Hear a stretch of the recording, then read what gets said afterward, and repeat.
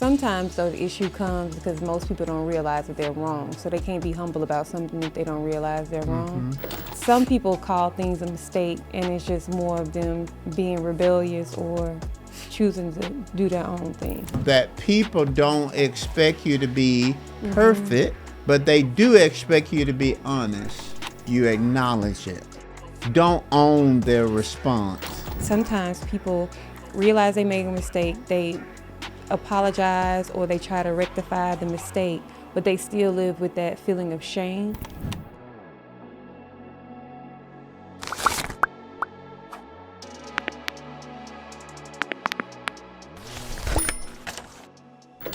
Well, hello and welcome to the How to Win podcast. This is your host, Tiffany Moore, and your co-host, Mike Moore. And in today's podcast, we want to first of all welcome you for joining us for the How to Win podcast. I am introducing the topic going forward today. And in today's discussion, we are going to be talking about when you realize you were wrong. All right, the key points that we're going to hit or talk about today is the humility required to admit mistakes, why growth often involves changing your perspective, that's good, learning from past decisions and experiences, and moving forward without shame. So I am asking the questions today. Okay. You normally ask the questions. Okay, go ahead. You're on the hot seat today. Okay. Why is it difficult for people to admit when they're wrong? I think the first thing that kind of comes to mind is shame. It's what? Shame. Okay, shame. So I feel like some people may feel shameful of, it could be so many different scenarios, but they could be shameful that they thought that they were right, but they ended up being wrong. It could be shame that they ended up being wrong when they hurt somebody more than what they realized they were doing. And then I think sometimes people they find it difficult because they just don't want to be wrong. Like they just don't want to. So is that a pride thing? Yeah, I think it's a pride thing. I think it's, we all have that winner's mentality type of thing. So if I admit my mistake, it's almost as if I'm losing. So I think people have that mindset of like, I don't want to lose. So I think it is a pride thing and a shame thing. Okay. Yeah. So how does humility play? Does humility play a part in how? I think it plays a part when you realize when you're wrong. Sometimes though the issue comes because most people don't realize that they're wrong. So they can't be humble about something if they don't realize they're wrong. But I do think that humility plays a part because nobody really want to be associated with a person who can't say, hey, I made a mistake and grow from it. And I think any relationship, you're going to have moments where you don't do things perfect. And I feel like humility makes you more human, and it makes you say, okay, well, they can make mistakes, so we can have true, honest conversations. And I can trust them that if they do something wrong, they can come back and they'll apologize for it. So when I think about realizing you're wrong, I think about three areas. Okay. How do I respond to God? Mm-hmm. How do I respond toward people? Yeah. And then what impact does it have on me? Mm-hmm. What do you think that means? How I respond to God is asking for forgiveness. How do you respond to people is, are you going to be defensive? Are you going to try to put blame back on them? And then how you respond, what was the other one? Yourself? Yeah. Allowing yourself to forgive yourself for making a mistake. Wow, I like that. Allowing forgiveness to flow toward you. Yeah. You think people have a problem with forgiving themselves? Mm-hmm. Yeah, and I think it's an issue with them forgiving themselves. I think it's a number of reasons, but I feel like one of the reasons is they feel people will constantly look at them as a mistake. Mm-hmm. And so depending on how large the mistake is or how big the mistake is, some people don't want to be associated with that mistake. Mm-hmm. So it's kind of hard for them to forgive themselves because they made the mistake. So let me ask this. Do you think mistakes are inevitable? Oh, absolutely. Okay, if mistakes is inevitable, is mistakes important to growth? Yeah, I think so. Now, okay, I think you have to differentiate the mistakes. I think there's a difference between a true mistake versus a mistake of, oh, it was a mistake and you keep doing it over and over again. Okay. So I think some people call things a mistake and it's just more of them um, being rebellious or choosing to do their own thing. So that really gets down to learning from your mistakes Mm-hmm. and making adjustments. Yeah. You know what I discovered? I'm no different. When I was pastoring, even now, Mm-hmm. I don't like to make mistakes. And then you do feel that shame or embarrassed when you realize that you made a mistake. Yeah. I've said this on one podcast before, but I'll say it again here. I remember one time correcting a person, a lady in our church, member of our church. She was Mm-hmm. a leader in our church, and I remember correcting her publicly. Mm-hmm. Sometimes you have to correct some things Mm-hmm. so that people don't be misled in the congregation. Mm-hmm. And so that's a part of it. Like Mm-hmm. if somebody get up and say something prophetically and Mm-hmm. it's not scriptural, you have to correct that and not let that go. But I realized right after I did it Mm-hmm. that I had that little uncomfortable feeling like, though, you shouldn't have said that the way you said it. Yeah. And so I corrected her, and then I sat down, to go through the service, the rest of the service. Mm-hmm. And then the thought came to my mind, Mm-hmm. you got to correct that. Yeah. You didn't do that right. Mm-hmm. Okay. So now I'm sitting there, service going on, and I'm debating, like, oh, okay. And then I'm kind of negotiating with God. Okay, after the service, I apologize to her. But I just sensed in my spirit that I had done it publicly. Mm-hmm. And I needed to apologize publicly because I did it, and I did. Yeah. There was another occasion where I made a mistake, and then I came back and I asked the church to forgive me for the mistake, Mm-hmm. and I felt like tiny. Mm-hmm. And people came in the line because I would shake hands after lines, and they really loved on me and said that they really trust me, and they thought that was wonderful that I would ask them to forgive and acknowledge that. So what I thought was a loss ended up being a gain. Yeah. Like the lady I corrected, she didn't leave the church or anything. I think she respected the fact that I was mature enough to say I'm sorry. Mm-hmm. And so I learned from that. I learned that people don't expect you to be perfect, but they do expect you to be honest. And I think it helps grow your relationship. We did a interview with 3 different couples, and so one of the couples, Mr. Quentin and his wife, Miss Angelia, he was talking about when they ended up blending their families together. He was saying how he used to parent one way, and when him and his wife got together, his style of what he used to do didn't work for how it was with the children who he was raising current at that moment. And he was like, he made a lot of mistakes, and he was saying how, he had to admit that some of the things and ways that he was doing it, even though he thought that was the way he was supposed to do it, it wasn't the right way. And he was saying one of the daughters was saying that they needed a little bit of structure, but their relationship grew in it.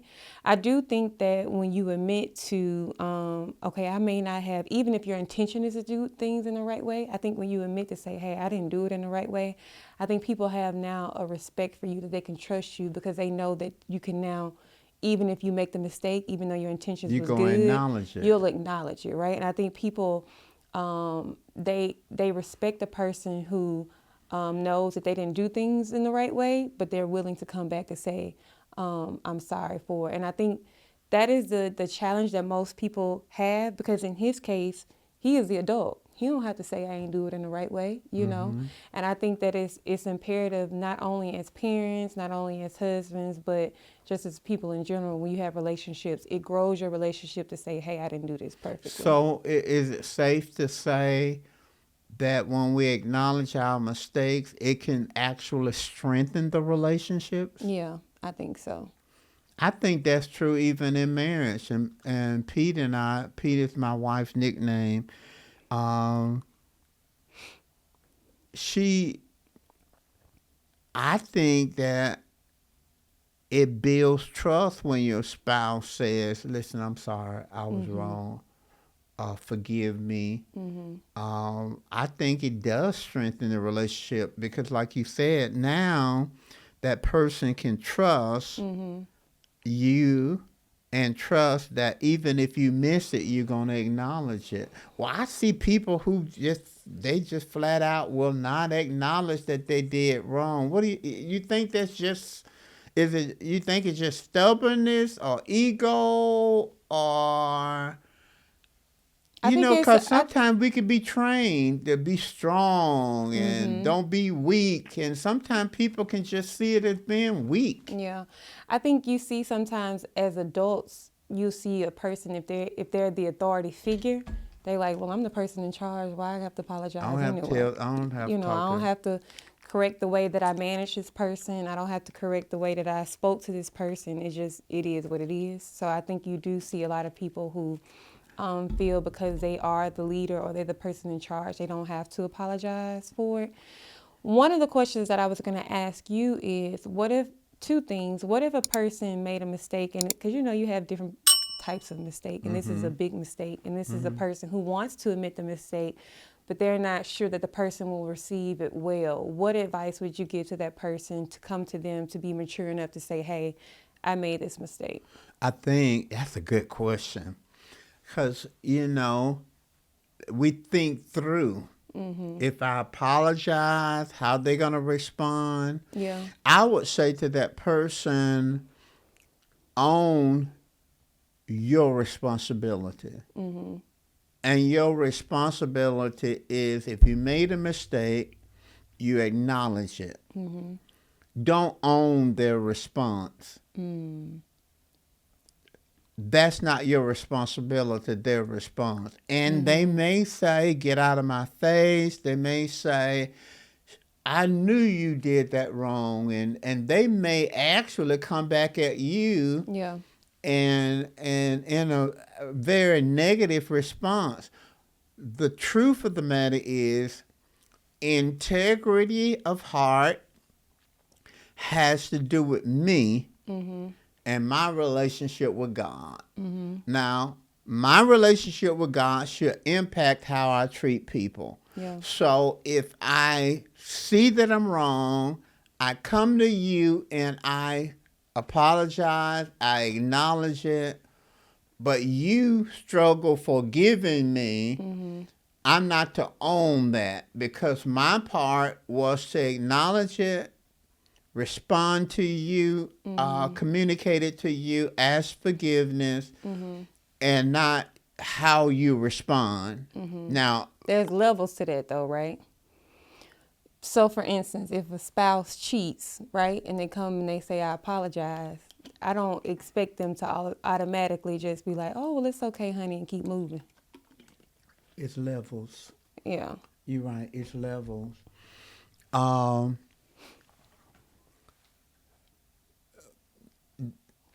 That's a whole nother dynamic, because now my apology, and I'm glad you brought that up.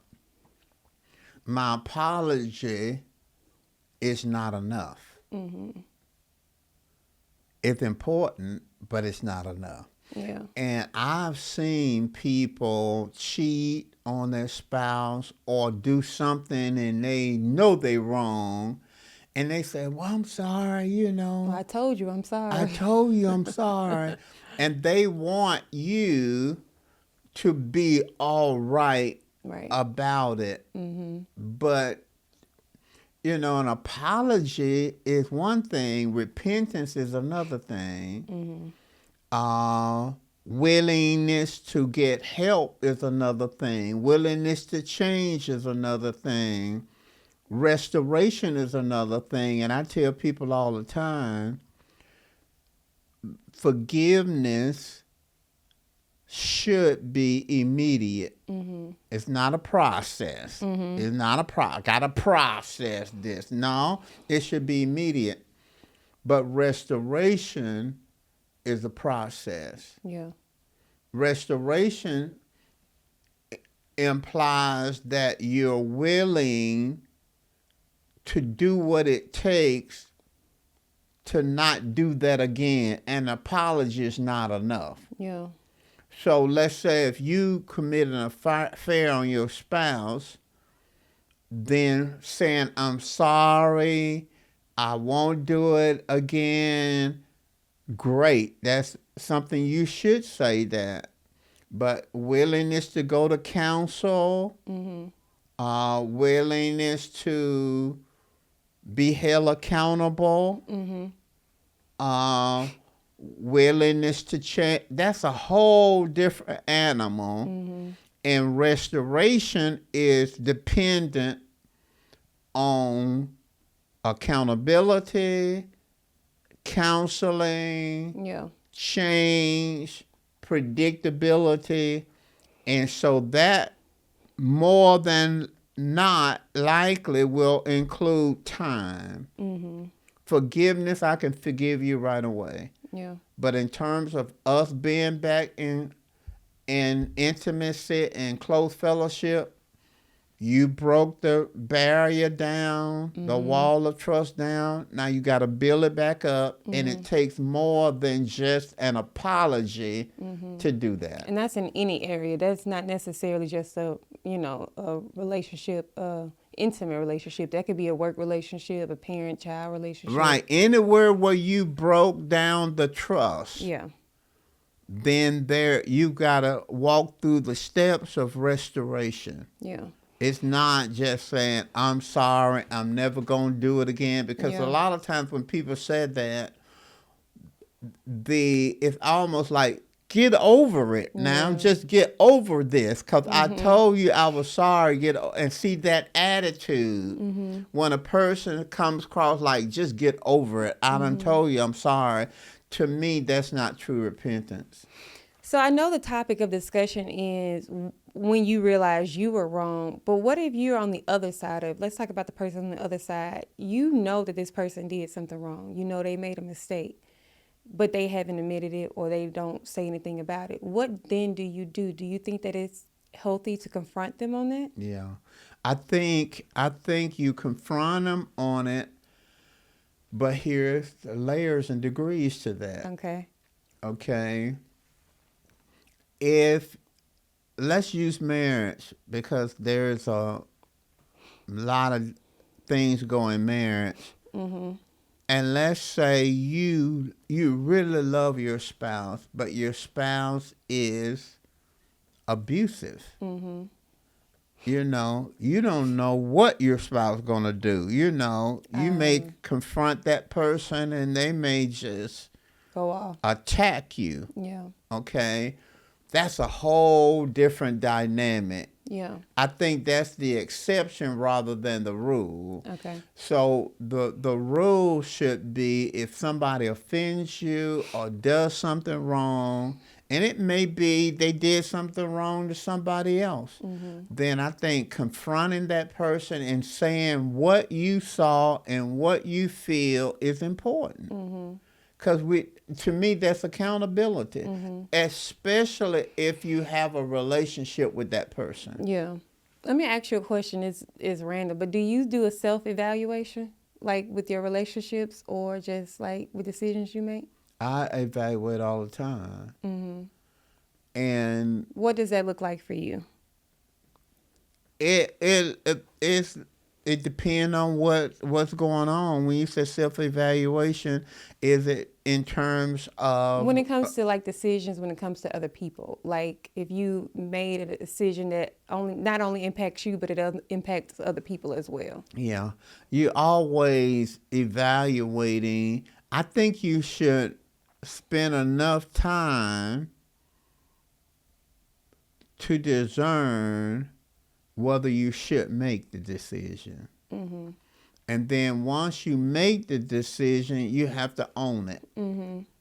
You know what I mean? You can't be going back and forth. You know, you have to Mm-hmm. own the decision.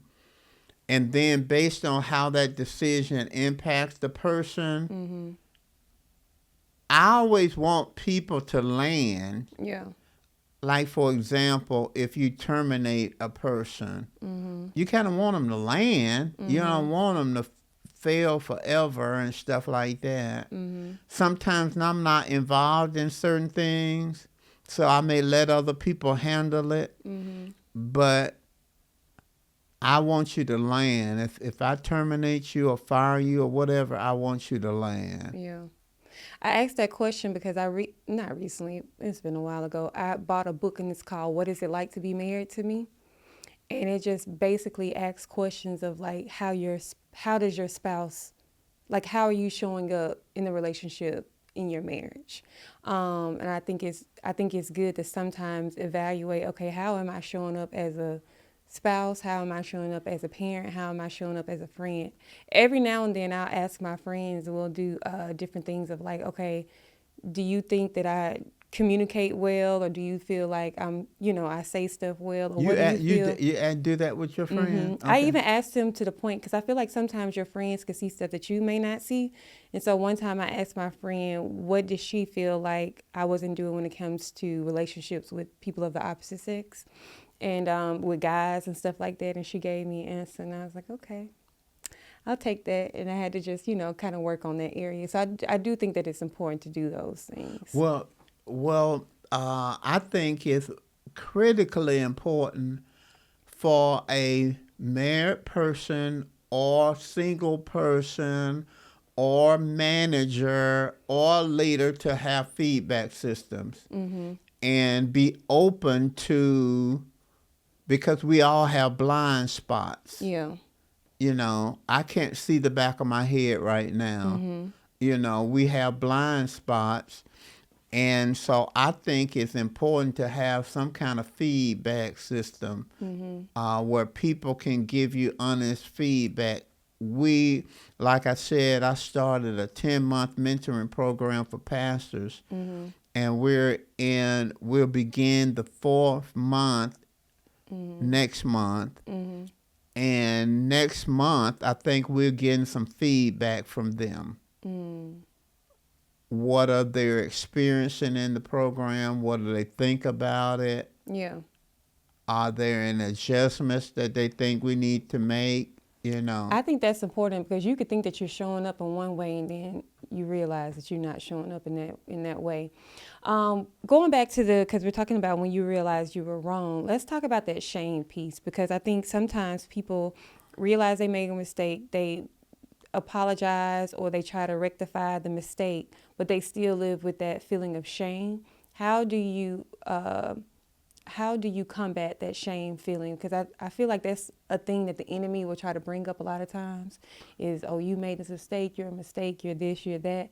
How can a person fight those lies of the enemy that they I think along with shame is regret. mm-hmm. How do I move past the shame? How do I move past the regret? Mm-hmm. I think by giving yourself credit for how you responded. Mm-hmm. See, to me, I want to know that I tried to acknowledge the mistake that I made. Okay? And so if I come to you and I say, Tiffany, please forgive me, that I shouldn't have done that.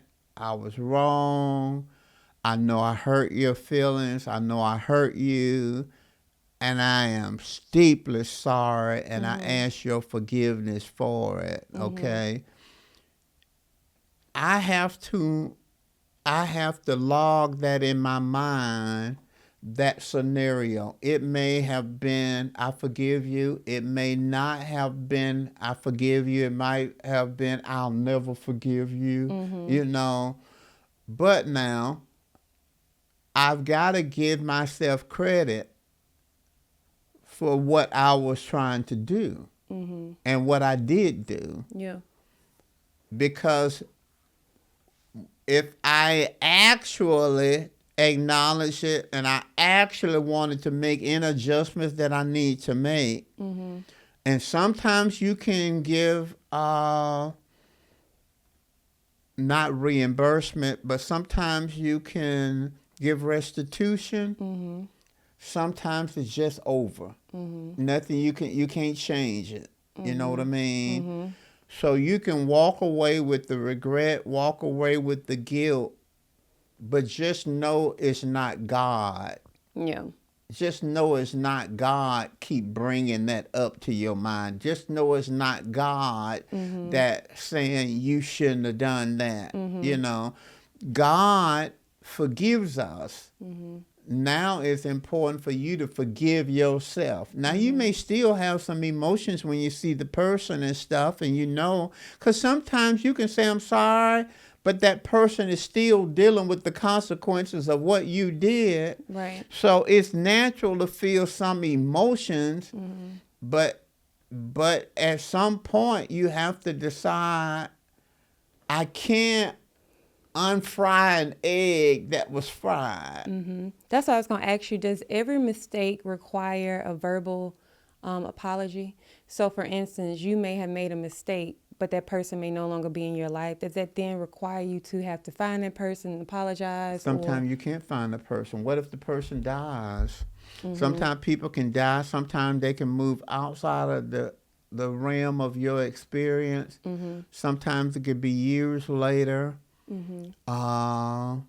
If you can contact the person, you should contact them. You may not even know where the person is, but in your heart, God knows what you wanted to do, and you ask God to forgive you. If the person was, you could contact them some kind of way, you would, and I think God accounts it to your, I put it to your account. Because you want it to. But you have to be aware that Satan will try to keep bringing the thing up and making you feel miserable. And it's not God wanting you to feel miserable. Yeah, the background of why I asked that question is because sometimes I think people can use an apology as manipulation. Sometimes they want to use it as a way to either try to get back with them or see them or whatever it is. And sometimes, you know, it may not always require a physical, like, in-person apology. I think if it's any way possible, it doesn't have to be in person. It can be on the phone. It can be a text. It can be whatever. Because sometimes people have moved on, but the Spirit of God is just dealing with you about it. Yeah. And it's not necessarily, unless you got to set up a meeting and all that kind of stuff. No, here's something that I think we need to tie in, and we just got a few minutes left. We were talking about blind spots and feedback, and something I thought about, but we kind of shifted on. In order to get honest feedback from people, you have to create psychological safety. Yeah.